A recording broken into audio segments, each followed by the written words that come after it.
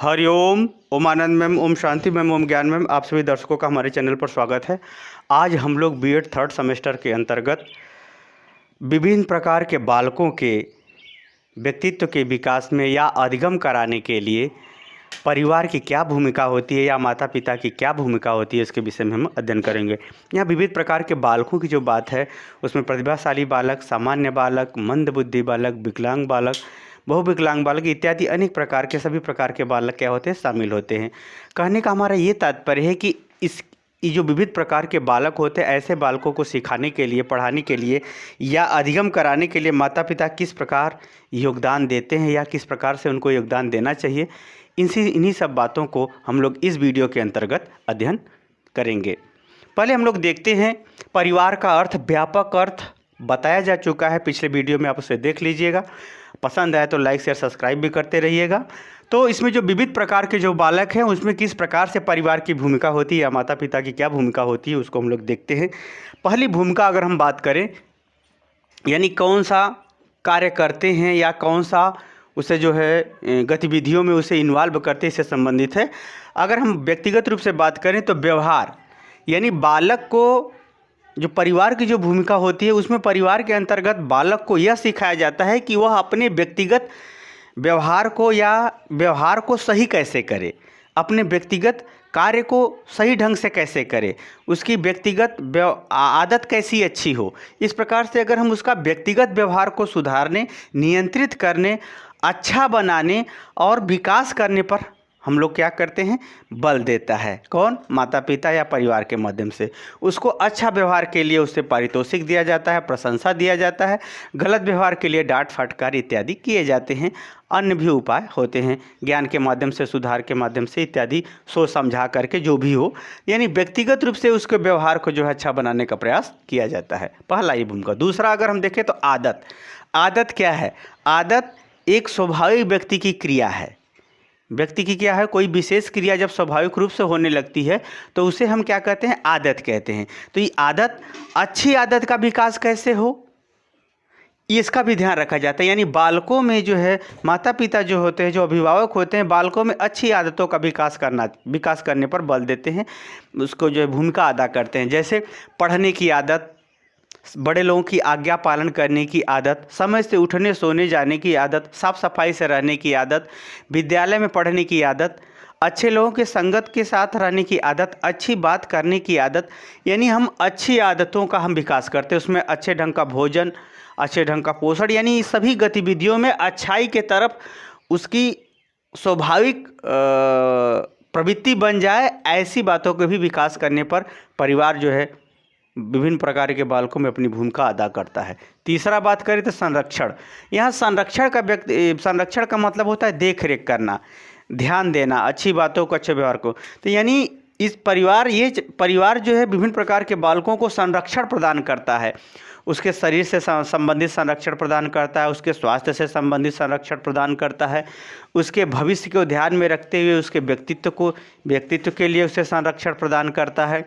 यानी उसको सामाजिक रूप से भी संरक्षण प्रदान करता है कि वह समाज में सामाजिक प्राणी बन सके, एक प्रकार से समाज में मान सम्मान स्वाभिमान विकास के साथ जी सके, सभी के साथ हो सके उसके संग। यानी संरक्षणात्मक उसको संरक्षण प्रदान करना है, पढ़ाई से लेकर के, स्वास्थ्य से लेकर के, जीवन से लेकर के, व्यक्तित्व से लेकर के, यानी कहने का हमारा ये तात्पर्य है उसे संरक्षण प्रदान किया जाता है ताकि वह जो संरक्षण है वह आगे चल कर के उसका नेचर बन सके और वह स्वभाव से ही अपना आत्मनिर्भर होकर के विकास कर सके। इसलिए को सामाजिक रूप से और व्यक्तिगत रूप से दोनों से उसे संरक्षण प्रदान किया जाता है, सुरक्षा प्रदान की जाती है। चौथा है सहयोग। बालकों में जो है बालकों को सहयोग करके उनको स्वयं से कुछ करने या स्वयं से सीखने या स्वयं से अध्ययन करने संबंधी प्रवृत्तियों पर भी क्या किया जाता है? बल दिया जाता है। या स्वयं से अपना दिनचर्या करने पर उसे बल। बालक को जो प्रारंभ में सहयोग की ज़रूरत होती है, उसको ज्ञान के सहयोग की ज़रूरत होती है, पैसे के सहयोग की ज़रूरत होती है, दूसरे की शारीरिक सहयोग की भी ज़रूरत होती है। तो उसको बालक को विभिन्न प्रकार से सहयोग प्रदान करके परिवार के माध्यम से उसे क्या हुआ जाता है, उसके विकास का मार्ग प्रशस्त किया जाता है, विकास का स्वरूप निर्धारित किया जाता है। यह भी परिवार की भूमिका होती है। पांचवा है परिस्थितिकी। परिस्थितिकी का यहाँ तात्पर्य बालक की कैसी कंडीशन है, बहुत विकलांगता है या मंद बुद्धि बालक है, वो बालक की जैसी परिस्थिति है, जैसा उसका नेचर है और उसके परिवार का जैसा नेचर है, उन दोनों नेचरों में उसको किस प्रकार से समायोजित किया जाए, ये भी परिवार के माध्यम से उसे सिखा दिया जाता है। यही कार्य की कहा जाता है, जैसे माता पिता होंगे वैसे बाल बच्चे होंगे। ये परिस्थिति के कार्य से ही, क्योंकि परिवार जो है एक परिस्थिति का निर्माण करता है। तो परिवार की भूमिका सामान्यतः ऐसा होना चाहिए कि जो बालक है अगर समस्यात्मक है तो वह संघर्षशील होकर के समस्या का समाधान करे। कहने का मतलब यह है कि उसको इस प्रकार से परिस्थिति निर्माण करना चाहिए या परिवार इस प्रकार से परिस्थिति का निर्माण करता है कि जो अपने व्यक्तित्व का वो विकास कर सके। ये आप जान लीजिए कि कोई भी खराब माता पिता अब ये नहीं चाहते कि हमारा बेटा भी खराब हो। अर्थात इससे सिद्ध होता है कि माता पिता या परिवार की जो भूमिका होती है वो बालकों को ऐसी अनुकूल परिस्थिति का निर्माण करती है जिससे बालक वह पढ़ लिख करके या अपनी योग्यता को ग्रहण करके, प्रशिक्षण को ग्रहण करके या अपने समय का सदुपयोग करके वह देश काल वातावरण के अनुसार सफल व्यक्ति बन सके। तो इस प्रकार से जो है परिस्थिति का निर्माण करते हुए बालक को अधिगम करने के लिए प्रोत्साहन देने संबंधी भूमिकाओं को भी परिवार अदा करता है। छठा है उपचारात्मक एवं निदानात्मक। यदि परिवार में जो है बालकों के अधिगम के अंतर्गत आने वाली समस्याएं, जीवन से संबंधित आने वाली समस्याएं, स्वास्थ्य से संबंधित आने वाली समस्याओं का परिवार क्या है उपचारात्मक गतिविधियों में सहयोग भी करता है। अगर कोई विशेष समस्या है तो उसको दूर करने में भी उसका प्रत्यक्ष रूप से योगदान देता है। इस प्रकार से अगर परिवार देखे, जैसे किसी के माता पिता अगर पढ़े लिखे हैं तो वो बच्चों को पढ़ाई लिखाई में सहयोग करते हैं, यानी उनकी जो पढ़ाई लिखाई में दिक्कत आती है तो यानी उपचारात्मक भूमिका में होते हैं। इसी तरह से निदानात्मक, यदि कोई समस्या आ गई, जैसे आर्थिक समस्या आ गई, स्वास्थ्य के समय स्वास्थ्य बहुत ज़्यादा खराब हो गया, सेवा की समस्या, सेवा करना पड़ा, इस प्रकार से ऐसी समस्याएँ जो व्यक्तिगत रूप से नहीं टाली जा सकती उसे दूर करना निदानात्मक कहलाता है, और जिसको दूसरे के सहयोग को लेकर के दूर करना उसको उपचारात्मक कहलाता है। यानी परिवार उपचारात्मक और निदानात्मक दोनों गतिविधियों में बालकों को जो है अनुकूल परिस्थिति उत्पन्न करने का कारण बनती है और उसमें विकास करने का या स्वस्थ या सुखी होने का आधार निर्धारित करती है या निर्माण करती है। इस प्रकार से अगर हम देखें तो शारीरिक विकास की अगर हम बात करें तो सबसे बड़ा बात है कि परिवार जो है बालकों के शारीरिक विकास में जो है महत्वपूर्ण भूमिका अदा करता है उसको, क्योंकि इसमें विभिन्न प्रकार के पोषण, भोजन, देखरेख, खान पान रहन सहन इत्यादि का भी वह ध्यान रखता है परिवार, ताकि वह उसका स्वस्थ शरीर हो सके, स्वस्थ शरीर के संग उसका स्वस्थ मस्तिष्क और स्वस्थ व्यवहार का विकास हो सके। तो शारीरिक विकास के भी अवसर की स्थिति या विभिन्न प्रकार के खाद्य पदार्थों के माध्यम से शारीरिक विकास, व्यायाम के माध्यम से शारीरिक विकास, विभिन्न प्रकार के खेल या क्रियाकलापों के माध्यम से शारीरिक विकास के भी अवसर परिवार उपलब्ध कराता है बालकों के लिए। उसी तरह से सामाजिक विकास की बात करें तो जैसे संस्कार ही किसी व्यक्ति का संस्कार ही उसके सामाजिक विकास का आधार बनता है। तो परिवार जो है जैसा संस्कार उसको खान पान, रहन सहन, बोली भाषा, वेशभूषा, मान सम्मान, सभ्यता इत्यादि जो भी कुछ भी सिखाता है वही संस्कार के माध्यम से उसका आगे सामाजिक विकास भी होता है। यानी परिवार जो है संस्कार के माध्यम से सामाजिक विकास भी करता है, इसके में भी भूमिका अदा करता है। नैतिक विकास, नैतिकता का मतलब होता है नियम युक्त क्रिया, किसी भी नियम से यानी क्रमबद्ध ढंग से सुव्यवस्थित नियम के आधार पर कार्य करना नैतिकता कहलाता है। इसी को अगर हम बात करें तो नैतिकता धर्म का प्राण होता है। तो धार्मिकता का विकास कहें या नैतिकता का विकास कहें, यह भी परिवार के ही माध्यम से बालकों को प्राप्त होता है। यानी बालकों का नेचर, पवित्रता, व्यवहार, सच्चा नेचर, ये सब जो है नैतिकता के कार्ड से ही, परिवार के नैतिकता के कार्ड से ही उसका जो है स्वरूप बालकों में निर्धारित होता है।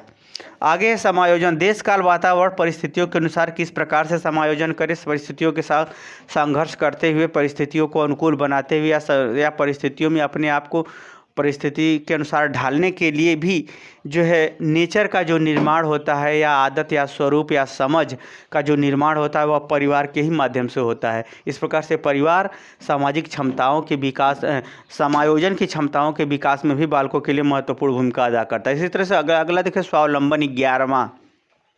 अगर हम स्वावलंबन की बात करें तो स्वावलंबन का मतलब आत्मनिर्भर होना। तो क्या जीवन भर परिवार व्यक्ति को जो है सहयोग, बालक को हमेशा पढ़ाता ही लिखाता रहेगा? ऐसा नहीं होता। तो परिवार जो है बालक को जो है स्वावलंबी बनने के अंदर आत्मनिर्भर होने, स्वयं से सब कुछ करना भी सिखाता है।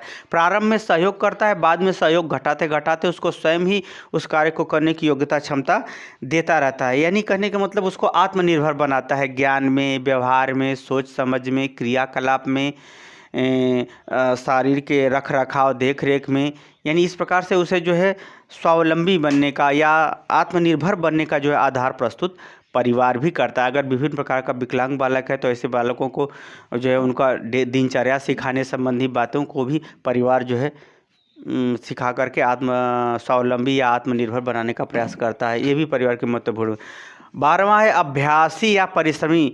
जो जिस घर के या जो बालक जितना ही अधिक परिश्रमी है, जितना अधिक मेहनती है, चाहे ज्ञान के क्षेत्र में चाहे क्रिया के क्षेत्र में, जो कुछ भी है वह परिश्रम का आधार उसके घर से ही उसे प्राप्त होता है। वो जैसा संस्कार में अपने माता पिता को देखता है उसी तरह से वो भी सीखता है, उसी तरह से वह भी व्यवहार करना चाहता है, क्योंकि वह चीज़ उसके धीरे धीरे नेचर में आ जाती है, उसके प्रकृति में आ जाती है। तो जो परिवार है बालकों को अभ्यासी या परिश्रमी या मेहनती बनाने में महत्वपूर्ण भूमिका अदा करता है, क्योंकि परिवार उस प्रकार का सोच समझ क्षमता इत्यादि दे देता है। इस प्रकार से बालकों को परिश्रमी मेहनती बनाते हुए उसके विकास करने का आधार भी परिवार ही प्रस्तुत कर देता है। अगला है दायित्वों का स्वरूप। जैसे आप कोई जिम्मेदारी उठाते हो तो किसी के अंदर जो रिस्क उठाने की क्षमता होती है, जो जिम्मेदारी उठाने की क्षमता होती है, जो अपना कुछ रिस्पॉन्सिबिलिटी समझता है, वह भी आधार, वह भी सोच हमें परिवार से ही प्राप्त होती है। वो भी कहाँ से प्राप्त होती है? परिवार से ही प्राप्त होती है। क्योंकि जो जितना ही रिस्क उठाता है उतना ही वो आगे बढ़ता है, क्योंकि उतना ही बड़ा उसे काम भी करना पड़ता है। तो जो कहावत है कि नो रिस्क नो गेम, जहाँ कोई रिस्क नहीं वहाँ कोई खेल नहीं, जहाँ कोई खेल नहीं वहाँ कोई उपलब्धि नहीं, कोई प्रशंसा नहीं। कहने का मतलब है कि जो दायित्व की जो भावना होती है, जो दायित्व को किसी कार्य को करने की, दायित्व को जो संघर्ष करने की या दायित्व उठाने की जो क्षमता होती है, वह भी बालकों में विकास करने की जो प्रवृत्ति है उसका निर्माण भी परिवार की ही देन होती है। संगठनात्मक स्वरूप, किसी चीज़ को एकाग्र होकर के करना, संगठित होकर के करना, इस तरह से इस प्रकार का संस्कार देना या इस प्रकार के सोच भी परिवार के ही माध्यम से विभिन्न प्रकार के बालकों को प्राप्त होती है। साथ ही परिवार जो है विभिन्न समयों में विभिन्न आवश्यकताओं को देखते हुए, विभिन्न परिस्थितियों को देखते हुए बालकों को निर्देशन भी देती रहती है कि यहाँ सावधानी रखना, ऐसे व्यवहार करना, यहाँ जा रहे हो तो ऐसे रहना। तो इस प्रकार से निर्देशनात्मक गतिविधियों, निर्देशन के माध्यम से भी परिवार जो है बालकों के व्यक्तित्व के विकास में या स्वावलंबी बनने में या सामाजिक, नैतिक, धार्मिक इत्यादि गतिविधियों के विकास में महत्वपूर्ण भूमिका अदा करता है। इस प्रकार से हमने जो महत्वपूर्ण 15 बिंदुओं को ध्यान में रखते हुए परिवार की भूमिकाओं को मैंने बताया, जिसके माध्यम से बालक अपने व्यक्तित्व का विकास कर लेता है, बालक अपने व्यक्तित्व का विकास कर लेता है या उसके व्यक्तित्व के विकास में सहयोग मिलता है। मुझे उम्मीद है कि मेरे द्वारा समझाया हुआ परिवार की भूमिका विभिन्न प्रकार के बालकों के संदर्भ में किस प्रकार होती है आप समझ गए हैं तो कमेंट बॉक्स में ज़रूर बताइए। साथ ही मेरे चैनल को लाइक शेयर सब्सक्राइब भी कीजिए। आज के लिए इतना ही। हरिओम।